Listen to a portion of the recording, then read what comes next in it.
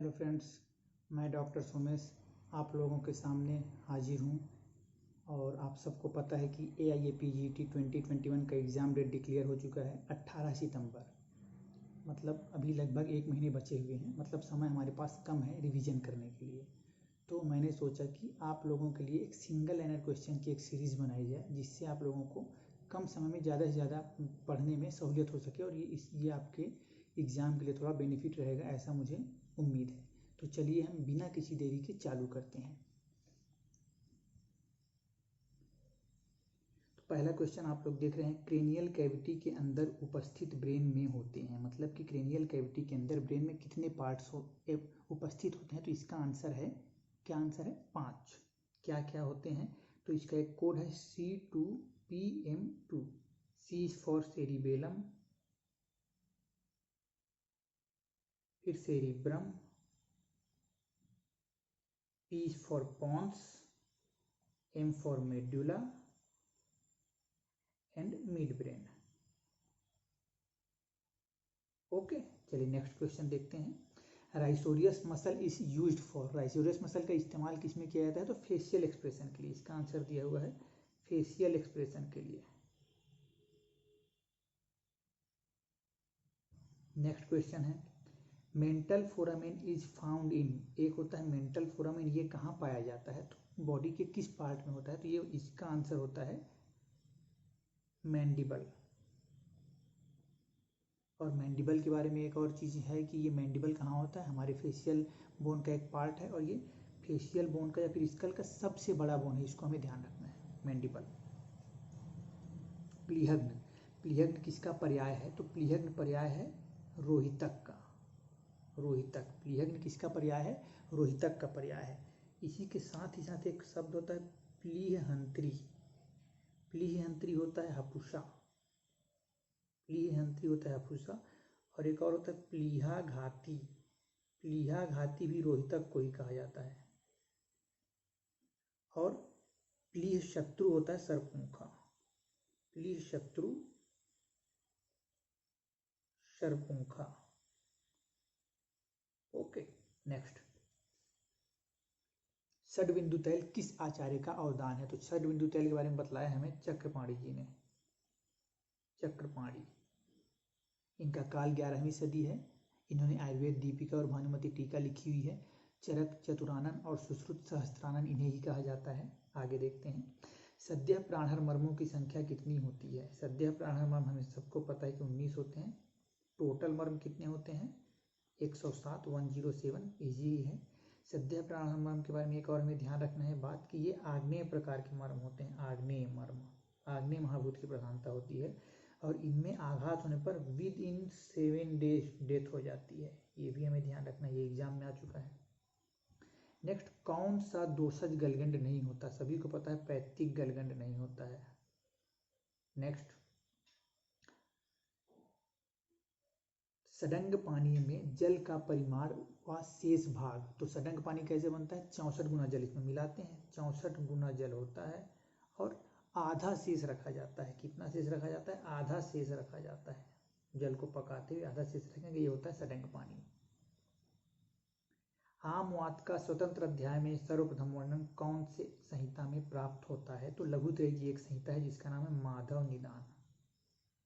माधव निदान के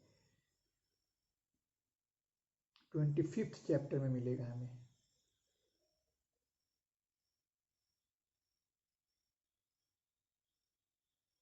स्तब्ध पूर्ण कोष्ठता किस क्रियाकाल में मिलती है? हम सभी को पता है क्रियाकाल कितने होते हैं, 6। और स्तब्ध पूर्ण कोष्ठता मिलती है प्रथम क्रियाकाल में, फर्स्ट, जिसका नाम है संचयावस्था, संचयावस्था।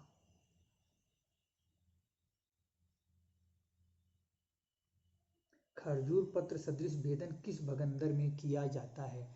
तो इसका आंसर होता है, खरजूर पत्र सदृश भेदन करते हैं परिश्रावी भगंदर में, परिश्रावी।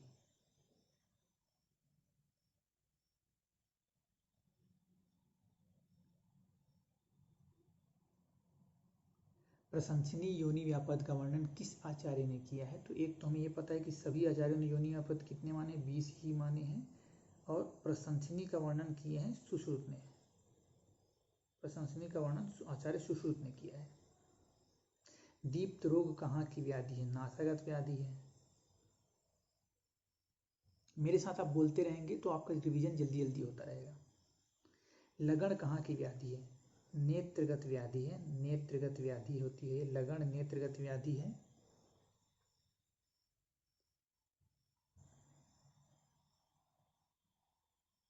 लगन कहाँ की व्याधि?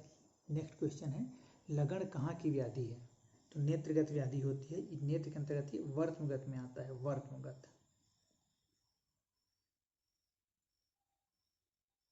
सुप्तिका कहाँ की व्याधि है? तो सुप्तिका शुक्ल मंडलगत व्याधि होती है। शुक्ल मंडल, नेत्र के अंतर्गत ही जो हमारा शुक्ल मंडल है वहां की व्याधि, शुक्ल मंडलगत व्याधि।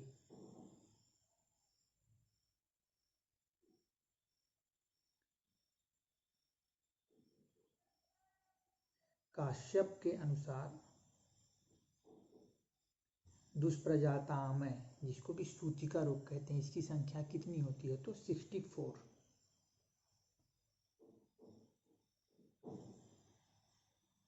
विरेचन के आश्रय कितने होते हैं? तो विरेचन के आश्रय 6 होते हैं। क्या क्या?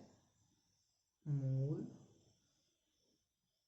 पत्र, पुष्प, फल, क्षीर और त्वक। एक त्वक बच गया। ओके। फिर अतिदेश, अतिदेश क्या है? तो अतिदेश क्या है? अतिदेश नेक्स्ट क्वेश्चन है, अतिदेश क्या है? अतिदेश होता है तंत्र युक्ति के अंतर्गत आता है, तंत्र युक्ति, जिनकी संख्या 36 बतलाई गई है। पुष्प को देखकर गंध का ज्ञान होना कौन सा प्रत्यक्ष है? तो ये होता है ज्ञान लक्षण प्रत्याशक्ति, ज्ञान लक्षण प्रत्याशक्ति।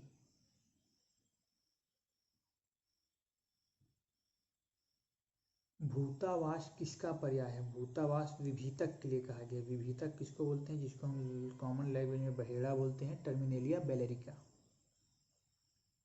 शिशु भैषज, शिशु भैषज किसका पर्याय है? अतिविषा का पर्याय है। शिशु भैषज अतिविषा का पर्याय है। फिर नेक्स्ट, भुक्त्वा ही स्वपताम दिवा कौन सी धातु दुष्टि का कारण है? ये एक इंपॉर्टेंट क्वेश्चन है, कई बार पूछा जा चुका है, तो हमें जानना है ये मांस धातु दुष्टि का कारण है। निश्रित हस्तपाद शिरोकाय संगी, ये क्या है? तो प्रतिखुरमूढ़ गर्भ, प्रतिखुरमूढ़ गर्भ। ओके। कौन से माह में बच्चे का भार डबल हो जाता है? मतलब बच्चा जब पैदा होता है तो कितने मंथ में उसका वेट डबल हो जाता है? तो 5th मंथ, इसका आंसर है 5th मंथ में।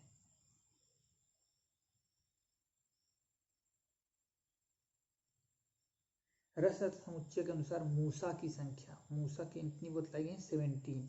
और ये भी हमें जानना है कि सर्वप्रथम मूसा का वर्णन कौन से आचार्य ने किया है? तो सुश्रुत ने। पहली बार मूसा शब्द आया है सुश्रुत में।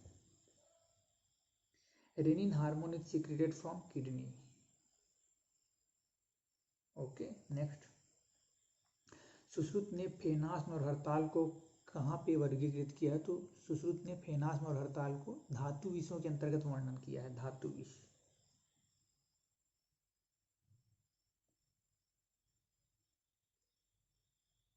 चरक के अनुसार नित्य प्रयोग करने वाला अंजन सौवीरांजन।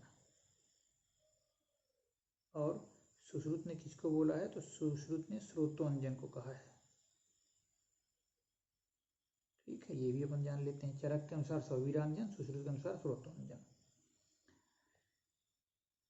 चरकानुसार नस्य के भेद, 5 प्रकार के नस्य उन्होंने बतलाया है। चरक के सिद्धि स्थान में आप देखेंगे तो हमें मिलेगा 5 प्रकार के नस्य होते हैं। क्या क्या नाम है? नावन, अवपीड़न, धूमापन, धूम, प्रतिमर्श। ओके। ये जरूर ध्यान रखना कि मर्श नस्य के भेद के अंतर्गत वर्णित नहीं है यहाँ पे।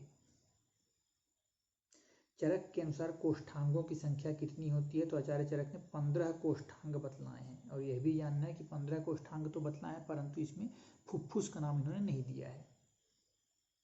तो आज के लिए हम इतना ही देखते हैं।